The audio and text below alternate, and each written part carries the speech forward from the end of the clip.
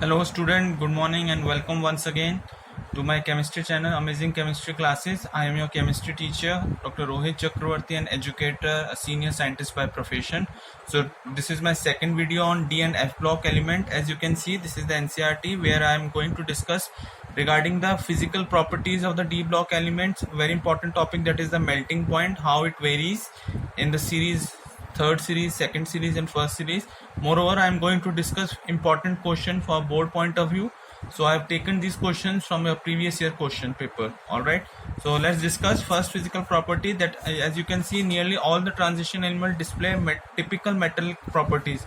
As we all know that all the metals are having typical metallic properties.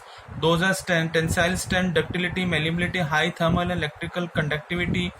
So with the exception of zinc, cadmium and mercury, manganese, they have one or more typical metallic structures. Okay, let me show you the graph here. You can see there are three series, first, second and third.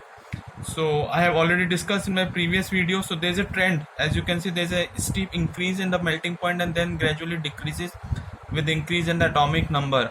So this is written over here that the transition metals, with the exception of zinc, cadmium and mercury, are very much hard and have low volatility.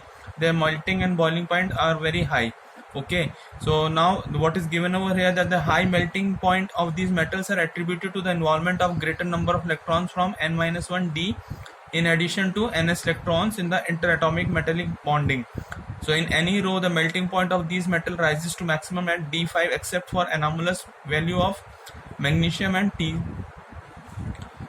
and fall regularly as the atomic number increases. They have high enthalpies of atomization, which are shown in the figure number 8.2.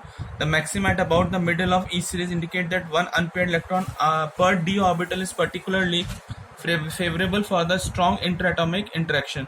So this is the second graph. You can see it is given in your NCERT regarding the trends in the enthalpies of atomization of transition elements. Okay, so these three, as you can see, there are three graphs given over here between the atomic number and the enthalpies. So series 1, series 2 and series 3 respectively. Okay, now let me discuss the questions. Very important question for a board point of view. First is your chromium 3 is more stable than your chromium 2 ion in the aqueous solution. The answer for this question is that the chromium 3 is smaller in size and higher charge than the chromium 2. As we all know, as the number of electrons donated by the ion, the size get decreases, so therefore it has higher charge than the chromium 2, which leads to the greater hydration enthalpy. Moving on to the next one, that is copper 2 plus ion has D9 electronic configuration. However, cobalt 2 plus has D7, yet it is less paramagnetic than cobalt 2 plus. The answer for this question is that the number of unpaired electron in the copper 2 ion is D9, that is 1 electron, while if we talk about cobalt 2 plus, D7 has unpaired electrons. As you can see here, it is only 1 unpaired electron. However, in case of D7, there are 3 unpaired electrons. So thus copper 2 plus will be less paramagnetic because it is having only 1 electron less. Otherwise D10 and D10 will be fully filled electronic configuration. So this is the answer. I hope you guys understand, because here in cobalt 2 plus the configuration is D7. However, in copper 2 plus it is D9. So this is the answer for this question, that copper 2 ion has a D9 electronic configuration. However, copper 2 plus is having D7, yet it is less paramagnetic because it is having only 1 electron unpaired. Okay, so coming on to the next one, that is copper 2 plus ion is more stable than copper 1 ion. What is the answer? That due to the small size and high charge, copper 2 plus ion has higher hydration enthalpy than the copper 1 ion. Okay, so you guys need to learn these questions by your heart and you have to memorize these points. Moving on to the next one, that is zinc salts are white while copper 2 plus salts are colored. You must have observed in your chemical laboratory also that most of the zinc salts, like zinc sulfate, are white in color. However, copper sulfate is blue in color. What is the answer for this question? Let me read out that the zinc 2 ion does not have the unpaired electron, and hence DD transition is not possible in case of zinc 2 plus ion. However, if we talk about copper 2, it is having unpaired electron which can undergo DD transition on absorption of visible light. So what happens when there is a DD transition? So electron gets moved from d orbital unpaired electrons. So there will be a colored complexes formed by the copper 2 ions. Okay, now let me discuss few more questions.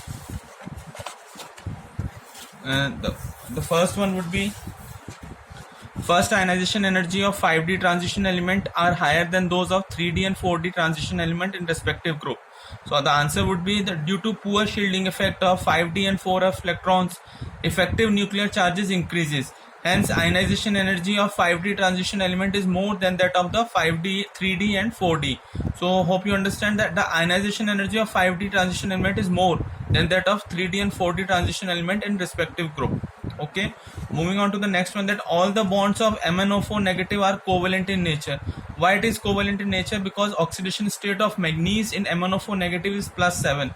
So hope you understand to lose this +7 electron is not possible energetically if we talk about, because 7 electron, that is 7 electron lose, is a big thing for which lot of energy is required.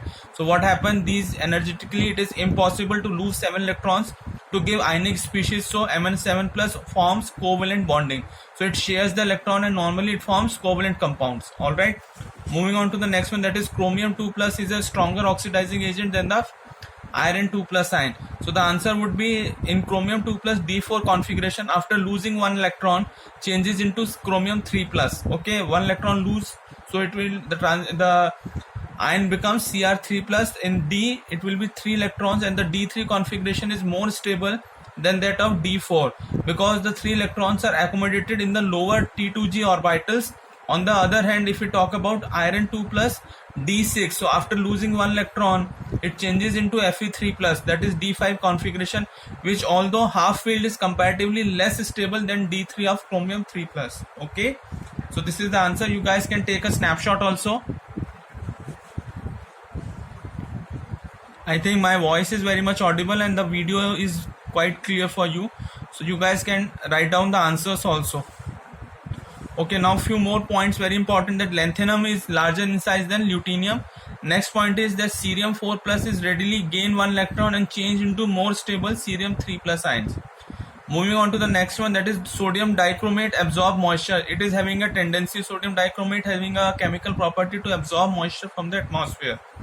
Next one is that potassium permanganate is dissolved in dilute H2SO4 but it does not dissolve in concentrated H2SO4. The answer for the question is that reaction of KMnO4 with concentrated H2SO4, it leads to the formation of Mn2O7, which is an explosive compound. So normally it does not react to it does not get dissolved with concentrated H2SO4, but it easily get dissolved in sulfuric acid. However, the concentration of dilute sulfuric is less because it contains water. So the solubility of KMnO4 is more in the dilute H2SO4. Now this one very important, I have discussed this answer in detail with the electronic configuration. Okay, so let me read out for you that the cobalt 2 is easily oxidized to cobalt 3 in presence of strong ligand. What is the answer for this question? Let me read out that the cobalt 2 plus has 3 unpaired electron. As you can see, there are 3 unpaired electron in d orbital. Thus in presence of strong ligands which causes pairing, only 2 electron get paired, leaving 1 unpaired. Okay, so it leaves 1 unpaired electron.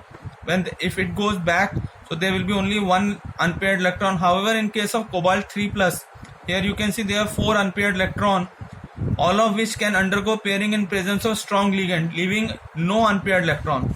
So these all 4 electrons, it can participate in the while forming a compound. So these 4 unpaired electrons get paired up. Okay, so this is the answer, that CO3 plus ion has unpaired electrons, 4 unpaired electrons, all of which can undergo pairing in presence of strong ligand, leaving no unpaired electron in cobalt 3 plus.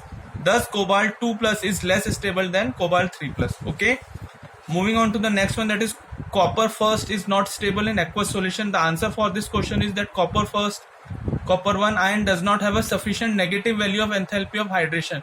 Very important point to remember, that copper 1 does not have a sufficient negative value of enthalpy of hydration, and ion disproportionate in the aqueous solution, so it gets disproportionated. So here you can see the reaction, that copper 1 ion gets converted into copper 2 plus and plus copper. Okay, this is the balance equation. Moving on to the next one, that with same d orbital configuration D4, chromium 2 plus is a reducing agent while manganese 3 plus is an oxidizing agent. The answer for this question would be the d orbital configuration of chromium 2 plus is D4. So in 3d orbital there will be 4 unpaired electron and easily it attain more stable D3. Just by losing 1 electron it attains the more stable configuration 3d3 half filled T2g orbital configuration. by donating only 1 electron to form chromium plus 3 ion. However, in case thus chromium 2 plus is a reducing agent because it can easily lose 1 electron. On the other hand, manganese 3 plus is having 3d4 configuration and it attains the more stable d5. So here it has to gain 1 electron, here it has to lose 1 electron. So manganese 3 plus is act as a manganese 3 plus ion will get stabilized only by accepting 1 electron, and here I have written also by gaining 1 electron. So thus it is act as a oxidizing agent. When there is ion which attain 1 electron, which gain 1 electron, will act as a oxidizing agent. However, the ion which lose 1 electron will act as a reducing agent. So I hope you guys will enjoy this video. I wish you all the very best, and do like, share and subscribe my channel. See all my videos completely. It will be very helpful for the preparation of your competitive as well as for your board exams. Thank you so much.